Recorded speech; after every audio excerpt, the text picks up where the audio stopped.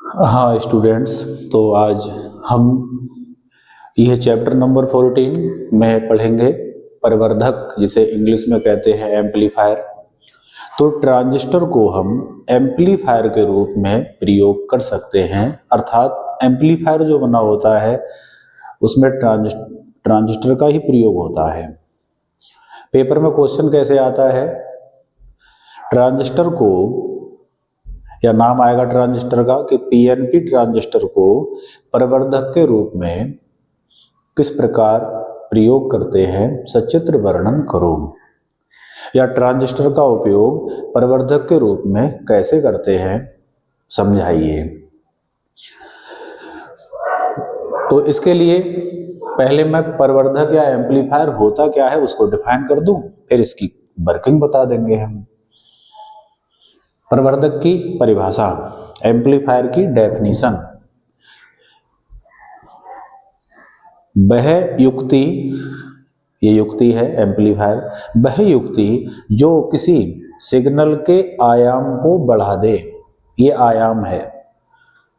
वह युक्ति जो किसी सिग्नल के आयाम को बढ़ा दे उसे परिवर्धक या एम्पलीफायर कहते हैं। आयाम बढ़ाने से क्या होगा, आवाज तेज हो जाएगी, आवाज की तीव्रता बढ़ जाएगी। माइक पे हम बोल रहे हैं हेलो, वो तरंग का आयाम ये है, कम है, और लाउड स्पीकर से आवाज तेज निकल रही है, उसका आयाम ये है। तो तेज करने का, साउंड की तीव्रता बढ़ाने का कार्य किसका है, एम्पलीफायर का। तो एम्पलीफायर की परिभाषा हो गई, वह युक्ति जो किसी वोल्टेज, किसी सिग्नल के आयाम को बढ़ा देता है, उस युक्ति को एम्पलीफायर कहते हैं। इंग्लिश में a device which amplify the amplitude of A signal. Amplify माने बढ़ाना, a device which amplify the amplitude of A signal is called amplifier. तो देखते हैं कि ट्रांजिस्टर को कैसे करके जोड़ा जाए, किस प्रकार का सर्किट बनाया जाए कि वो सिग्नल को एम्पलीफाई करने लगे, सिग्नल की तीव्रता को बढ़ाने लगे। तो यहाँ हमने लिया है पीएनपी ट्रांजिस्टर। ट्रांजिस्टर दो प्रकार के होते हैं, पीएनपी ले लो या एनपीएन, दोनों से कोई हम प्रवर्धक के रूप में प्रयोग कर सकते हैं। तो पीएनपी ट्रांजिस्टर है ये, और इसका उत्सर्जक हमने नीचे दिखाया है। तो ये चित्र कहलाएगा ओवरनिस्ट उत्सर्जक प्रवर्धक, कॉमन इमीटर एम्पलीफायर। अगर इसे इस प्रकार घुमा दे कि इसका जो बेस है अगर वो नीचे होता तो इसी का नाम हो जाता ओवरनिस्ट आधार प्रवर्धक। इसे घुमा लेंगे नीचे तो हो जाएगा ओवरनिस्ट संग्राहक प्रवर्धक। तो इन तीनों में जो महत्वपूर्ण है और जो सबसे अच्छा एम्पलीफायर बनता है वो यही बनता है, ओवरनिस्ट उत्सर्जक प्रवर्धक। तो पेपर की दृष्टि से भी, एग्जाम की दृष्टि से भी यही इंपॉर्टेंट है, बहुत इंपॉर्टेंट टॉपिक है। जब एग्जाम में लिखेंगे तो दो हेडिंग में से व्यक्त करेंगे। पहले हेडिंग में रचना, इसमें क्या क्या जुड़ा हुआ है, दूसरे हेडिंग में इसकी वर्किंग, आखिर ये वोल्टेज के आयाम को कैसे बढ़ाता है। तो रचना में क्या लिखेंगे, इसमें आधार और बैटरी बीईबी के बीच इनपुट सिग्नल को लगाते हैं, जो हम बोलते हैं हेलो, वो इनपुट सिग्नल है। आधार और बैटरी बीईबी के माइनस सिरे के बीच इनपुट सिग्नल को लगाते हैं। संग्राहक मींस कलेक्टर और बैटरी बीसीसी के माइनस सिरे के बीच प्रतिरोध आर पर आउटपुट सिग्नल प्राप्त करते हैं। जो सिग्नल निकलेगा, जो लाउड स्पीकर से आवाज निकलेगी वो आउटपुट होगी, और जो माइक पे बोलेंगे वो इनपुट होगा। ये बड़े आयाम का दिखाया है, इसका मतलब तेज आवाज निकलेगी। बढ़ी हुई ऊर्जा कहां से मिलेगी, बैटरी से। उसे बढ़ाने का काम किसका होगा, ट्रांजिस्टर का।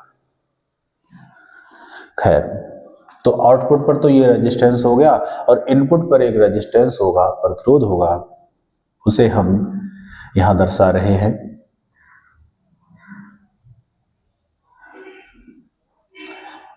आर आई इनपुट रेजिस्टेंस, रचना हो गई।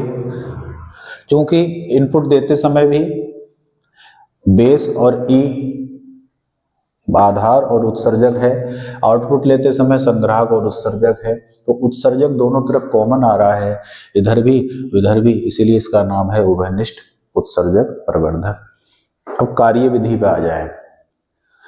कार्य विधि इसकी समझने से पहले एक बात हमें जाननी होगी कि ट्रांजिस्टर की जो संरचना होती है, उसमें जो बेस होता है, जो आधार होता है, वो पतला होता है। इसमें जो करंट चलती है वो 1000वां भाग चलती है कम। इसमें अगर होगी यहाँ 1 मिली एम्पियर या इसमें 1 माइक्रो एम्पियर होगी, तो यहाँ 1000 माइक्रो एम्पियर होगी। अर्थात आधार धारा से ये धारा 1000 गुना लगभग ज्यादा होती है। तो यहाँ थोड़ी सी धारा भी अगर चेंज होगी तो ये धाराएं ज्यादा चेंज हो जाती है। तो इसका कॉन्सेप्ट एम्पलीफायर का यही है कि आधार धारा में बीच वाली लेयर है, इसकी करंट में थोड़ा सा भी अगर चेंज होगा तो ये वाली करंट बहुत ज्यादा बढ़ जाती है। और यही इसका कमाल है, वोल्टेज को बढ़ाने का, आवाज को बढ़ाने का। तो समझते हैं, जब हम बोलेंगे हेलो तो ये तरंग बन गई हेलो की, तो इसे कहलाएगा इनपुट सिग्नल। तो इनपुट सिग्नल के प्लस आधे चक्कर में, ये ऊपर का आधा प्लस का चक्कर है, नीचे का माइनस का है, तो प्लस के आधे चक्कर में यहाँ का वोल्टेज घट जाएगा। क्यों? क्योंकि ये बैटरी इधर वोल्टेज दे रही है का माइनस का, और ये चिन्ह का आया प्लस का। मान लीजिए ये माइनस का है 5 और ये प्लस का है 2, तो ये हो गया -3। तो बैटरी का जो नेगेटिव वोल्टेज था उसकी ओवरऑल वैल्यू कम हो जाएगी। फिर से समझेंगे, इनपुट वोल्टेज के प्लस आधे चक्कर में इस बैटरी का वोल्टेज घटेगा, क्योंकि ये प्लस का है, ये माइनस का है। वोल्टेज घटेगा जिसके कारण आधार धारा यहाँ की घट जाएगी, ये करंट घटेगी। ये करंट घटेगी तो इसके घटने से ये करंट घटेगी। अब चूंकि आधार पतला होता है तो ये घटेगी थोड़ी सी और ये घट जाएगी बहुत ज्यादा। तो ज्यादा इतनी घटेगी कि ये नेगेटिव दिशा में चली जाएगी। तो इस प्रकार ये चक्कर इतना बड़ा हो जाएगा। आगे चलते हैं, नेगेटिव आधे चक्कर में अब ये भी माइनस का है और ये भी माइनस का है, ये दोनों वोल्टेज ऐड हो जाएंगे, एक से है। तो यहाँ का वोल्टेज अब बढ़ जाएगा, वोल्टेज बढ़ेगा, ये धारा बढ़ेगी। इस धारा के बढ़ने से ये वाली धारा बहुत बढ़ जाएगी, बहुत बढ़ेगी तो ऊपर चलेगी। यही प्रक्रिया चलती रहेगी। इस प्रकार ये छोटा आयाम बड़े आयाम में बदल जाएगा और लाउड स्पीकर पर आवाज तेज आएगी। इसमें कमी क्या है, दोष क्या है कि ये सिग्नल की कला को 180 डिग्री बदल देगा। शुरू में हमारा पॉजिटिव सिग्नल था, लेकिन इसमें कहाँ पहुंच गया, वो नेगेटिव दिशा में। अच्छाई ये है कि ये एम्प्लीफिकेशन ज्यादा करता है, सिग्नल की तीव्रता को ज्यादा बढ़ाता है। इसकी वर्किंग हो गई। कभी एम्पलीफायर की डेफिनेशन आएगी तो उसके नीचे इस चित्र को बना देंगे कि एम्पलीफायर इस प्रकार सिग्नल के आयाम को बढ़ा देता है।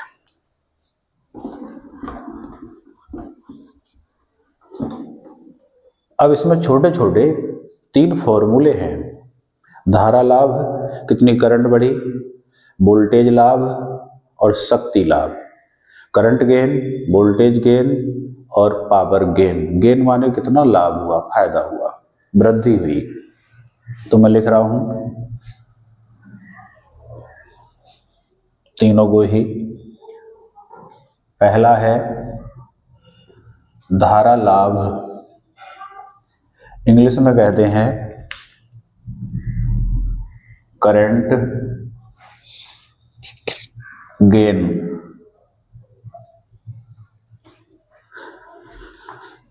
आउटपुट पे धारा क्या बह रही है, आईसी। इनपुट पे धारा क्या है, आई वी। दोनों ही एसी सिग्नल हैं, मान चेंज हो रहा है, बढ़ रहा है, घट रहा है, इसीलिए इसमें लगेगा डेल्टा। इसकी परिभाषा क्या होगी, संग्राहक धारा में परिवर्तन और आधार धारा में परिवर्तन के अनुपात को धारा लाभ कहते हैं। ये गेन लिखा है या एम्प्लीफिकेशन भी कहते हैं, एम्प्लीफिकेशन। तो एम्प्लीफिकेशन का पहला अक्षर ए या जी, तो इसे हम प्रदर्शित करते हैं इस धारा लाभ को बीटा से।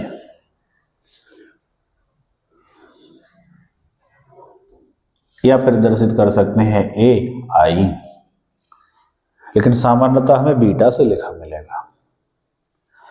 बीटा की वैल्यू लगभग 20 से 200 तक होती है, अर्थात ये धारा के मान को 20 गुना से लेकर 200 गुना तक बढ़ा देता है। तो ये एम्पलीफायर हमारी आवाज को 20 गुना से 200 गुना तक बढ़ा सकता है, तेज कर सकता है।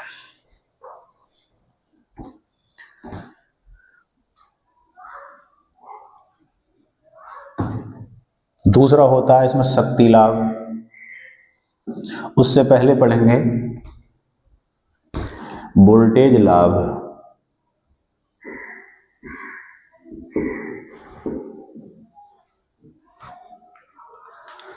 वोल्टेज लाभ, जो भी हमारे लाभ वाली डेफिनेशन, उनमें हम क्या करेंगे, आउटपुट वोल्टेज और इनपुट वोल्टेज के अनुपात को वोल्टेज लाभ कहते हैं। तो आउटपुट वोल्टेज क्या है, वीओ, इनपुट वोल्टेज क्या है, वीआई। क्योंकि करंट एसी सिग्नल है तो चेंज हो रहा है तो वोल्टेज भी चेंज होगा, तो इसमें क्या लगाएंगे, डेल्टा। और वोल्टेज लाभ को हम किससे लिखेंगे, एवी या जीवी। ए लिया है यहां से, परिभाषा हो गई, आउटपुट वोल्टेज में परिवर्तन, इनपुट वोल्टेज में परिवर्तन के अनुपात को वोल्टेज लाभ कहते हैं। जब भी प्रवर्धक का क्वेश्चन आएगा तो हमें ये दर्शाने होंगे। इसे हम चाहें तो ओम के नियम से ब्रेक कर सकते हैं, V बराबर आई आर। तो इस वोल्टेज को V आउटपुट को तोड़ेंगे आई आर, तो I ये आएगा, R ये आएगा, तो क्या आएगा, आई सी आर। और ये वोल्टेज तोड़ेंगे तो I ये आएगा, R ये आएगा, आई बी और आर आई। इसमें जो I है उनमें डेल्टा लगा देंगे, क्योंकि डेल्टा लगा है। और इसकी वैल्यू यहां से देख रहे हैं हम किसके बराबर है, बीटा के। तो beta into R upon R आई।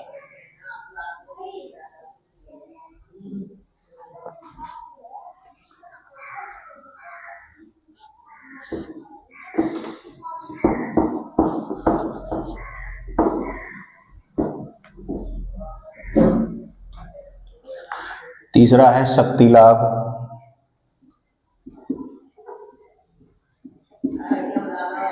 पावर गेन, आउटपुट शक्ति अपॉन इनपुट शक्ति में परिवर्तन के अनुपात को शक्ति लाभ कहते हैं। शक्ति पावर का फॉर्मूला होता है V इंटू आई, तो मैंने लिखा V आउटपुट इंटू आई, V इनपुट इंटू आई। इस वाले में जो वोल्टेज करंट है वो इधर का आएगा, तो इधर की करंट क्या है, IC। इस वाले वोल्टेज में करंट ये वाली आएगी, IB। इनमें डेल्टा लगा दिया। ये फॉर्मूला हो गया। ये जो फॉर्मूला है ये तो हो गया AB का, तो यहां लिख दिया AB, और वो वाला मान हो गया बीटा का। इसे बंद कर देंगे। तो कभी कभी ऑब्जेक्टिव क्वेश्चन में आ जाता है ये रिलेशन कि शक्ति लाभ और वोल्टेज लाभ में क्या रिलेशन है। तो आज का इसका टॉपिक हमारा यही समाप्त होता है और नेक्स्ट कार्य हम अगली वीडियो में करेंगे। धन्यवाद।